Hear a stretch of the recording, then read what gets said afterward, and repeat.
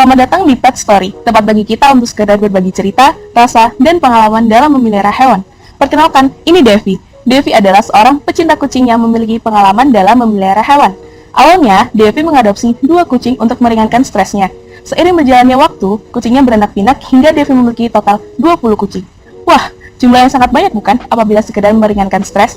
Tetapi yang lebih mengejutkan, karena pandemi COVID-19 yang masih belum mereda, ada sekitar 1.500 hewan terlantar yang terletak di Pejantan Shelter, Jakarta Selatan, dan 300 lainnya masih dalam tahap karantina, yang masih akan terus bertambah sehingga menyebabkan adanya overpopulation hewan yang kurang mendapatkan perhatian.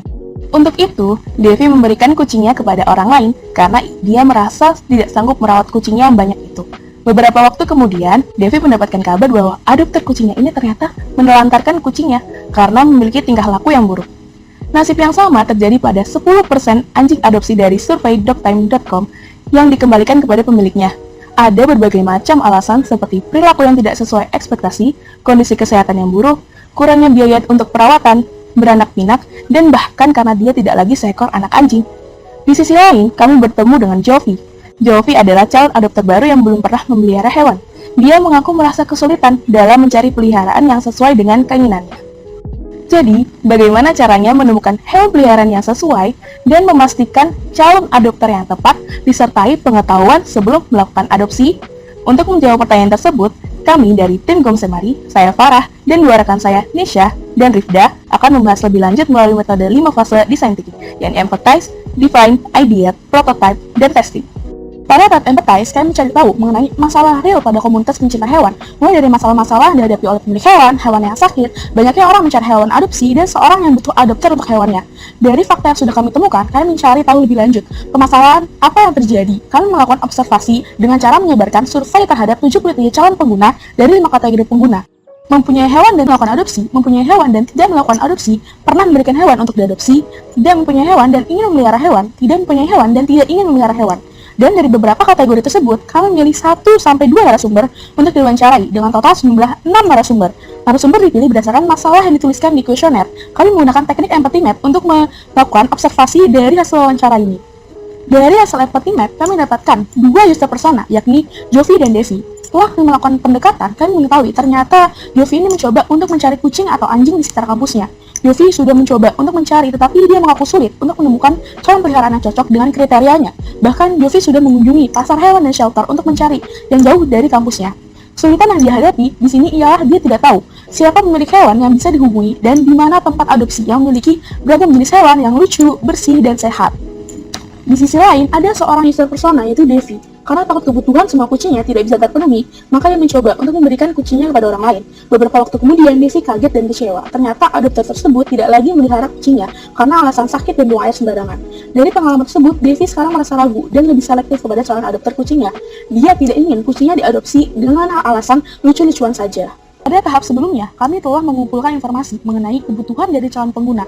Lalu, kami membuat solusi tersebut dengan bantuan metode How Might We atau HMW, yang hasilnya disusun menjadi user story untuk menjawab pertanyaan yang telah disusun sebelumnya. Kami menentukan ide-ide solusi. Dengan menggunakan metode heatmap, kami menggunakan solusi terbaik yang sesuai dengan kebutuhan pengguna.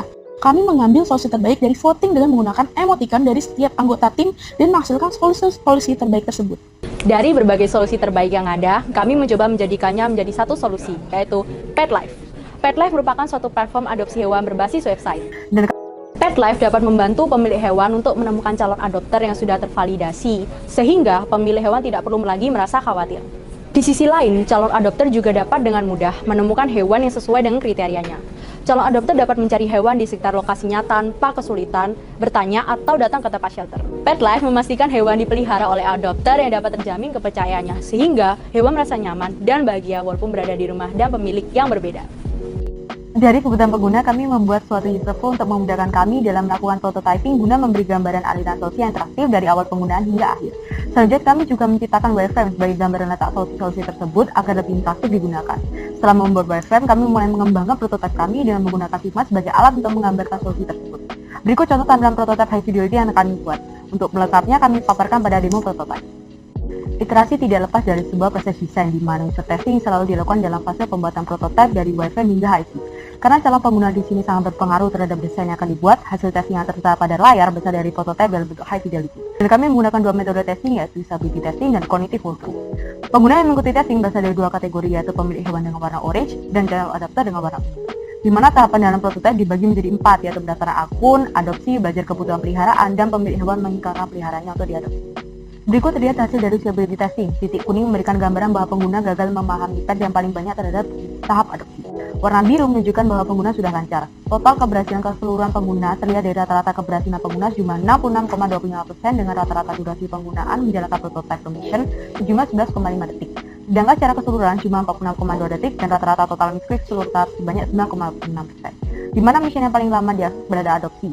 Kami mendapatkan insight tambahan dari Cognitive Walkthrough yang mengatakan bahwa tidak adanya pemberitahuan uji kelayakan di beranda membuat berkurangnya rasa excited pengguna ketika akan melakukan adopsi. Adopsi menjadi tahap terlama dan yang membuat pengguna gagal memahami pet yang sudah dibuat adalah tidak adanya informasi uji kelayakan sebelum memulai tahap adopsi. Tetapi berdasarkan hasil testing, secara umum yang dilihat dari sisi calon adopter, 3 dari 5 calon adopter sudah paham adanya uji kelayakan terlebih dahulu. Kami memberikan informasi uji kelayakan terlebih dahulu di beranda bagian adopsi serta menambahkan hal untuk bantuan keterangan setelah menyeluruh. Dari data tersebut, kami mendapatkan 3 pengalaman pengguna yang ada pada solusi kami. Pertama, pemilik hewan dapat dihubungkan ke calon adopter yang terpercaya dengan segera. Kedua, adopter harus mencermati dan memahami kebutuhan mereka sebelum adopsi calon peliharaannya. Ketiga, calon adopter dapat menyesuaikan hewan peliharaan sesuai kriteria yang diinginkan. Akhirnya, Pet Life menjadi solusi yang dicoba oleh Devi dan Jovi. Devi sebagai pemilik hewan dapat dengan mudah menemukan calon adopter hewannya, yaitu Jovi. Jovi telah tervalidasi menjadi calon adopter dan dia pun dapat menemukan hewan sesuai dengan kriteria yang diinginkan. Memberi hewan dengan tenang, adopsi hewan dengan senang. Pet Life, let you have a happy pet! Pet Life membantu pengguna dalam melakukan adopsi hewan maupun memberikan hewannya dengan senang. Pengguna hanya perlu untuk mengakses website Pet Life dan melakukan pendaftaran akun. Pengguna dapat mendaftar akun dengan email, Google, maupun membuat akun baru. Setelah memiliki akun, pengguna masuk ke dalam beranda Pet Life. Tenang saja, pengguna akan diberi panduan sebelum menggunakan website Pet Life. Di beranda, pengguna akan diberikan beberapa informasi mengenai solusi yang kami sajikan di dalam Pet Life. Pengguna yang merupakan pemilik hewan dapat mengiklankan hewan peliharaannya yang akan diberikan kepada calon adopter. Pemilik hewan dapat menambahkan foto hewan, deskripsi hewan, riwayat kesehatan, serta menambahkan beberapa persyaratan dan kriteria tambahan yang dibutuhkan agar calon adopter dapat melakukan perawatan yang sesuai dengan hewan peliharaannya. Kemudian, pemilik hewan dapat mengunggahnya di website Pet Life. Kemudian, pengguna yang merupakan adopter hewan dapat mencari hewan yang diinginkan. Pet Life ingin memberikan pengalaman terbaik yang dibutuhkan oleh calon pengguna dengan memberikan 2 pilihan dalam mencari hewan, yaitu dengan menggunakan deskripsi teks maupun menggunakan visualisasi hewan. Selain itu, sistem akan membantu pengguna mendapatkan rekomendasi calon peliharaan dan juga menampilkan hewan yang butuh untuk segera diadopsi. Pengguna dapat memilih hewan peliharaan yang sesuai kriteria yang diinginkannya. Dalam melakukan adopsi hewan, pengguna perlu untuk divalidasi terlebih dahulu agar menjadi adopter yang terpercaya. Untuk itu, sebelum melakukan adopsi, pengguna akan melakukan uji kelayakan terlebih dahulu agar adopter lebih siap dalam mengadopsi hewan. Tenang saja, pengguna akan diberi pengetahuan mengenai hewan peliharaan yang ingin diadopsi melalui EduPet.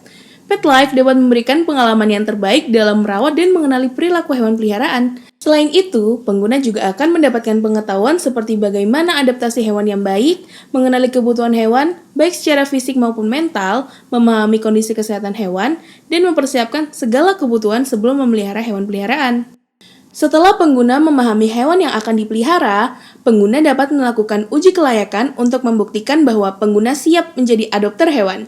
Pengguna akan diberikan beberapa pertanyaan seputar pengetahuan umum mengenai hewan peliharaan yang siap untuk diadopsi. Apabila pengguna telah berhasil melewati standar uji kelayakan yang diberikan, maka pengguna telah tervalidasi untuk melakukan adopsi hewan. Pengguna akan diberikan kontak dari pemilik hewan sebelumnya yang dapat dihubungi. Dengan begitu, pemilik hewan diharapkan mendapatkan calon adopter yang terpercaya dan adopter hewan juga dapat menemukan hewan adopsi sesuai dengan kriteria yang diinginkan.